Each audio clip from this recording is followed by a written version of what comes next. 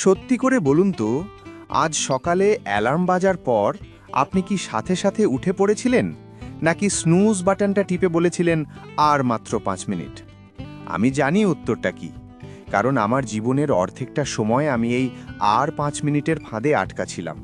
আমি ভাবতাম সফল হওয়ার জন্য হয়তো বিশেষ কোনো জাদুর কাঠি লাগে, বা হয়তো আকাশ থেকে একদিন মোটিভেশন বা অনুপ্রেরণা নাজিল হবে।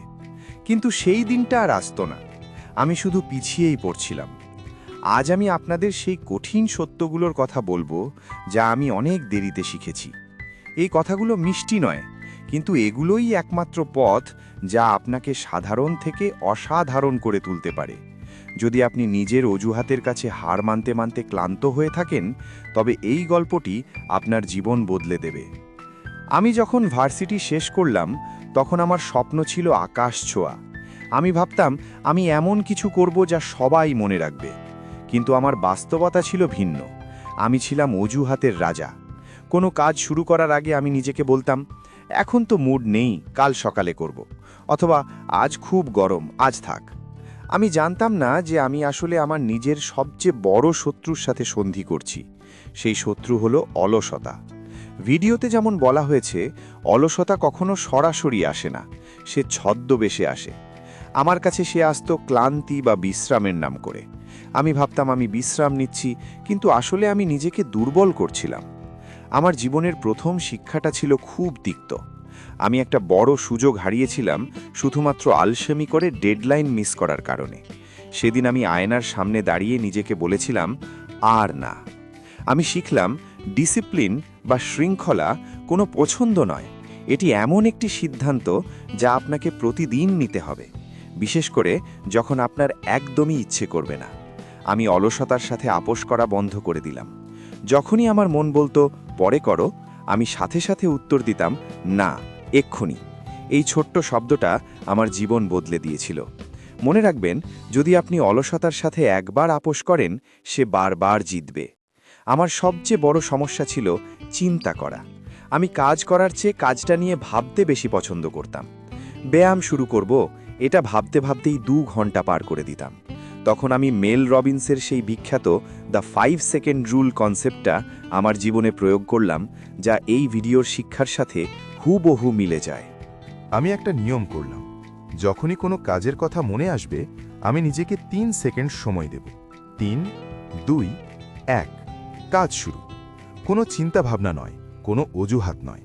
যেমন পানি খাওয়ার কথা মনে হলো, সাথে সাথে উঠে পানি খেলাম।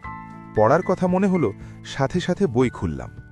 ভিডিওর ভাষায় একে বলে ইনস্ট্যান্ট রেসপন্স বা তাৎক্ষণিক প্রতিক্রিয়া। আমরা ভাবি বড় কাজ দিয়ে জীবন বদলাবে, কিন্তু আসলে এই ছোট ছোট তাৎক্ষণিক কাজগুলোই আমাদের মস্তিষ্ককে রিওয়ায়ার বা নতুন করে সাজায়। আমি যখনই দেরি করতাম, আমার মস্তিষ্ক অজুহাত তৈরির সময় পেয়ে যেত। কিন্তু যখন আমি সাথে সাথে কাজ শুরু করতাম, অজুহাত আসার আগেই কাজ শেষ হয়ে যেত। এই অভ্যেসটা আমাকে এক অদ্ভুত ক্ষমতা দিল। আমি এখন আর ভাবি না, আমি শুধু কাজ করি। আমার মাথার ভেতর সবসময় একটা নেতিবাচক ভয়েস বা কণ্ঠস্বর ছিল। সে বলতো, তুমি পারবে না, তুমি ক্লান্ত, কাল করো। আমি আগে এই ভয়েসটা শুনতাম, কিন্তু আমি শিখলাম ডিসিপ্লিন মানে হলো নিজের চিন্তাকে নিয়ন্ত্রণ করা, চিন্তা দ্বারা নিয়ন্ত্রিত হওয়া নয়। আমি নিজেকে একজন কড়া মাস্টারের মতো শাসন করা শুরু করলাম। যখন আমার মন বলতো আমি খুব ক্লান্ত, আমি তাকে ধমক দিয়ে বলতাম, ক্লান্তি কোনো অজুহাত নয়, কাজটা শেষ করো। আমি আমার নেতিবাচক কথাগুলোকে বা সেলফ টককে কঠোর নির্দেশে বা সেলফ ডিরেকশনে বদলে ফেললাম। আমরা নিজেদের সাথে খুব নরম সুরে কথা বলি, থাক না বাবা, আজ একটু বিশ্রাম নাও। কিন্তু সফল হতে হলে আপনাকে নিজের প্রতি নির্দয় হতে হবে। নিজেকে আদর করে কখনো বড় কিছু পাওয়া যায় না। আমি নিজেকে বলতাম, তুমি যদি এখন থামো তবে তুমি দুর্বল, আর আমি দুর্বল হতে চাই না। এই কঠোরতা আমাকে এমন শক্তি দিয়েছিল যা আমি আগে কখনো অনুভব করিনি। আমি আগে জিমে যেতাম, 2 দিন খুব উৎসাহ নিয়ে ব্যায়াম করতাম, তারপর গায়ে ব্যথা হলে আর যেতাম না। আমি ভাবতাম ডিসিপ্লিন মানে হলো সব সময় ভালো লাগা। কিন্তু জেমস ক্লিয়ারের অ্যাটমিক হ্যাবিটস বইয়ের সেই মূল মন্ত্রটা আমি বুঝতে পারলাম। সফলতা কোনো একবারের ঘটনা নয়, এটি প্রতিদিনের অভ্যেসের যোগফল। আমি বুঝলাম আমার মস্তিষ্ক নতুন কিছু গ্রহণ করতে চায় না, সে আরাম চায়। তাই আমাকে জোর করে পুনরাবৃত্তি বা রিপিটেশন করতে হবে। প্রথম দিন খুব কষ্ট হলো, দ্বিতীয় দিন আরও বেশি, কিন্তু আমি থামলাম না। আমি নিজেকে বললাম, আমাকে শুধু আজকের দিনটা করতে হবে। আমি ভবিষ্যতের কথা ভাবতাম না, শুধু আজকের দিনটা পার করতাম। এভাবে করতে করতে অদ্ভুত একটা ব্যাপার ঘটল। 30 দিন পর দেখলাম, যেদিন আমি ব্যায়াম করি না সেদিন আমার শরীর খারাপ লাগে। যা একসময় কঠিন ছিল তা এখন আমার জীবনের অংশ হয়ে গেছে। আমি শিখলাম, আপনি যদি কোনো কাজ বারবার জোর করে করেন তবে মস্তিষ্ক একসময় হার মেনে সেটাকে অভ্যেসে পরিণত করে। তাই শুরুতে কষ্ট হবেই, সেটা মেনে নিয়েই নামতে হবে। আমরা সবাই কমফোর্ট জোন বা আরামের বলয়ে থাকতে ভালোবাসি, কিন্তু সত্যটা হলো কমফোর্ট জোনে কোনো কিছুই জন্মায় না। আমি নিজেকে ইচ্ছাকৃতভাবে চাপে বা প্রেসারে রাখা শুরু করলাম। আমি ডেডলাইন কমিয়ে আনলাম। যে কাজটা করতে 7 দিন লাগতো আমি নিজেকে বলতাম 3 দিনে করতে হবে।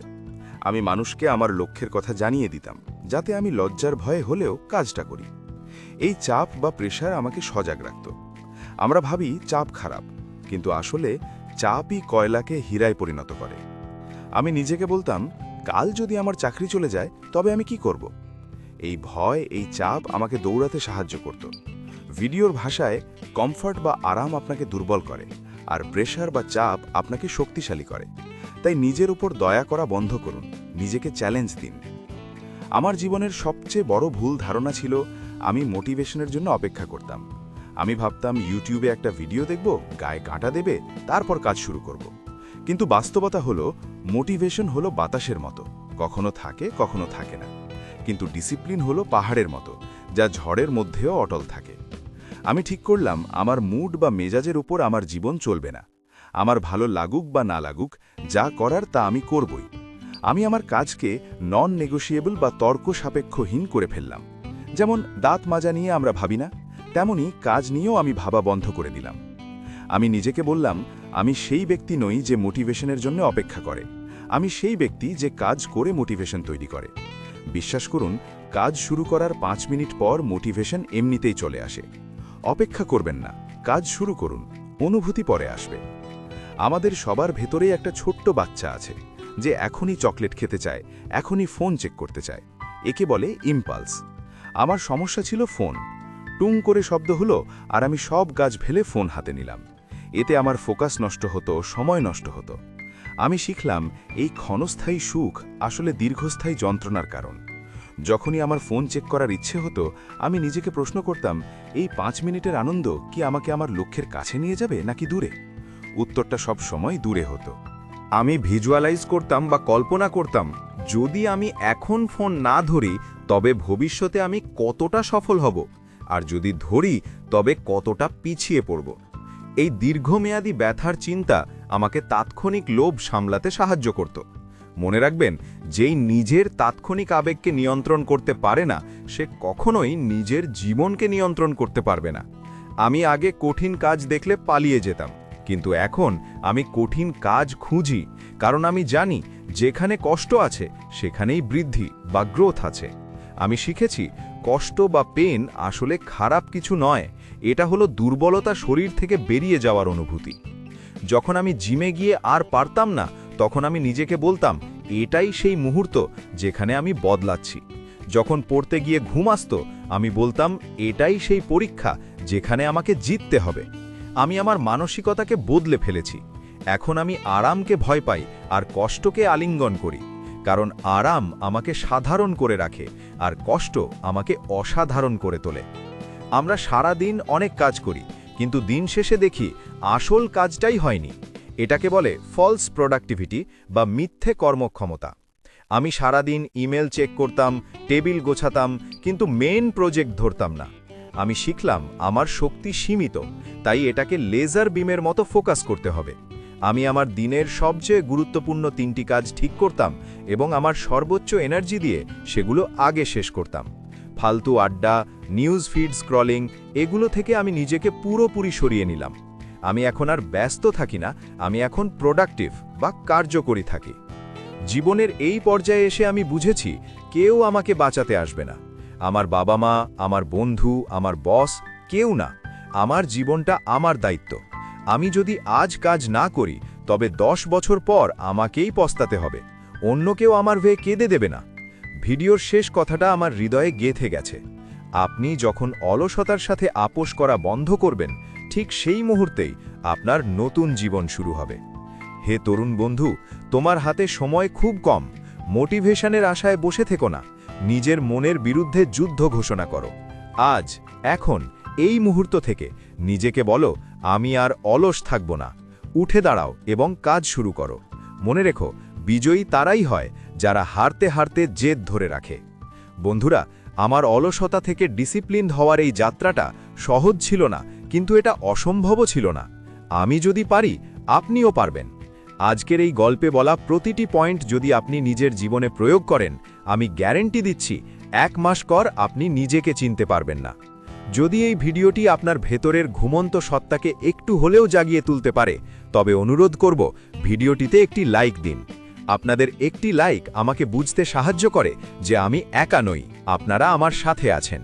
আর জীবনের এমন আরও গভীর, বাস্তব এবং নিজেকে গড়ার গল্প শুনতে আমাদের চ্যানেলটি সাবস্ক্রাইব করে বেল আইকনটি বাজিয়ে দিন। আমাদের চ্যানেলের নাম ভালোবাসার গল্প। এখানে আমরা শুধু স্বপ্ন দেখাই না, স্বপ্নকে বাস্তবে রূপ দেওয়ার সাহস দিই।